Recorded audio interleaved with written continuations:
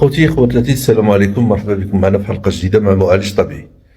الله يرحمنا بالشتيوة والله يجعلها عام على المغرب كامل إن شاء الله. الله ينفع الجميع بهذه الرحمة من عند الله.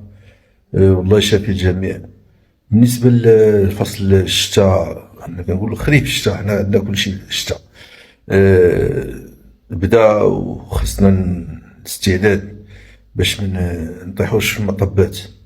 المطبات يعني المشاكل، يعني المشاكل بحالش انسان كيضرب البرد، الحساسيه، هذه مسائل. الناس اللي كيعرفوني راه كيعرفوني كان عندي واحد الزيت عجيبه كنصاوبها، راه كيجيو يعرفوني علاش كندوي، اللي كياخذوا من عندي راه عارفينها.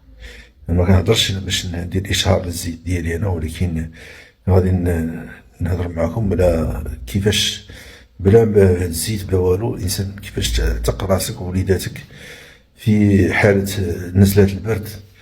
وشي طريقة اللي ساهلة، أسهل حاجة، يعني كاين بزاف ديال الوصفات، وسابق ليا هضر على شحال ديال الوصفات، ولكن بغيت نلخص لكم واحد جوج وصفات اللي دير وحدة طول النهار وحدة في الليل ما تبغي تنعس، لا ليك ولا للوليدات. ما كاين حتى شي مانع إلا تستعملهم. كما كان أنواع ديال المشاكل اللي كتعاني منها، يعني السكر، الضغط، كذا مسائل، مكاينش مشكل ان شاء الله باذن الله. اشنا هي هاد جوج الحوايج؟ اولهم نزلة البرد والكحبه، نزلة البرد والكحبه، الخزامه والحليب بالليل سخون طبعا، واللفت الابيض، العصير ديالو طحون، يعني اما تحكو وتعصرو بشي درة ديال حياتي ديال الكوزينه راه معروفين، لاج دو كوزين هذاك سميتو، وتعصرو مزيان، تاخد الميه ديالو. اللي عندهم سونتريفيجوز ولا ليكستراكتور دو جو راه يستعملوا هذاك سونتريفيجوز ولا ليكستراكتور دو جو، ياخدو غير العصير، الماء ديال اللفت ابيض، ما يقشروش، يخليو القشره ديالو الله يرحم الوالدين، يحيدو غير داك الزوائد اللي من الجلد من هنا ومن هنا، ويتغسل مزيان ويدار في الحكاكه، ولا يدار في هذاك اللي قلت لكم. المهم ملايين، هو خدينا الماء ديالو كنشربوه بعد الاكل، بعد الوجبات. وفي حالة إلا كانت شي أزمة ديال فهمتي ديال الكحبة شادة مزيان، كريت كتسمى ديال فهمتي ديال الكحبة شادة، تشربو ديك الساعة. ولكن من الأحسن تكون واكل شي حاجة، ما تكونش على الجوع باش ما يأذيكش المعدة تاعك، شوية فهمتي حار على المعدة. بالنسبة اللي يخاف من يقولك اللفت غيدير ليه لي غاز، بالعكس لي غاز ديال اللفت في المصرا مزيانين، متخافش منهم، بحالو بحال البروكولي، بحال هادو كيديروا لي غاز ديالهم نافعين، ماشي لي غاز خايبين.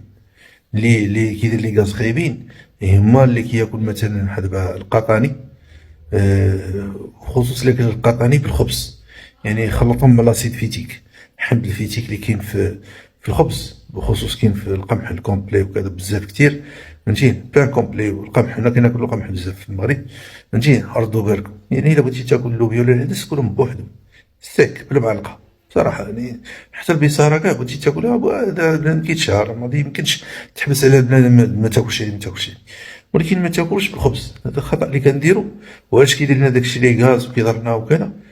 تاكلوه بلا خبز من الافضل، خصوص القطني، لان داك الحمض الفيتيك راه هنا هضرنا عليه من قبل، راه خطير جدا. المهم هلاين ما عندنا غير. دابا نرجعو للمساله ديالنا. غادي تاخد سيدي الحليب، غدير فيه معلقة صغيرة عامرة ديال الخزامة، طلع فيه الفايدة، وطلع فيه الفايدة، غير غادي تفيدو وتخليه تيبرد وتصفيه وتشربو. معلقة صغيرة ديال الخزامة الزرقاء مزيانة، تشمي ريحتها مجهدة، فهمتي منقية بصوبة، ديرها في داك مطحونة، طحنها قبل الاستعمال، ماشي طحنها وتخليها في شي حاجة مطحونة، لا، هذا من أخطر ما يكون. هو العشوب نطحنوهم ونخدوهم نحطوهم، وكاين شي عشوب اللي ما خصهاش يطحن كاع اصلا، فهمتيني، يعني تاكلها هكاك ولا طحنها تو سويت وتاكلها، بحال زريعة الكتان مثلا، زريعة الكتان الا طحنت كتسمم. اذا هاد الامور ردوا لها البال ان شاء الله ما يكون على خير. بالنسبه سمحوا لي، بالنسبه لللفت، اللفت يدار في الصباح ماشي في الليل، لانه منشط. في الصباح مره فطور مره غدا، حتى مره كتخلط ما كاينش مشكل، ولكن مره المغرب لا، ما تشربوش في الليل.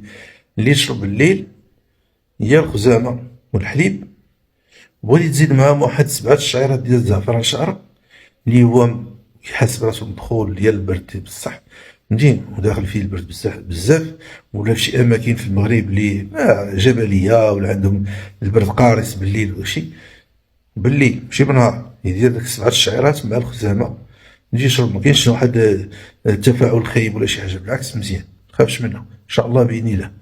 فقط اللي ما يتستعملش مع شرب اخرين، واللي من الاحسن تفادى ديرو بوحدو، هو الزعتر. من الاحسن الزعتر الا بغيتي تشربو على شي حاجه شربو بوحدو، من الافضل من الافضل تشربو بوحدو، خصوص ما ديروش مع اتاي. راحنا نبهنا هذا الشيء من قبل، والله ينفع الجميع. وبالنسبه لهذه الوصفه هذه راه صالحه للكحبه، يعني الترويحه، هادشي ديال السيلان ديال الانف، هادشي ديال الامراض المزمنه، ماشي مزمنه وانما الموسميه هذه ديال البرد وكذا.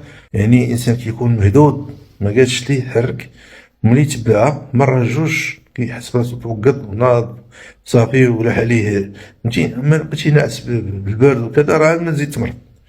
المهم على أيين الله ينفع الجميع، ونطلب من الله الشفاء للجميع، والله يجعل في ميزان الحسنات لينا وليكم ولجميع المسلمين. السلام عليكم.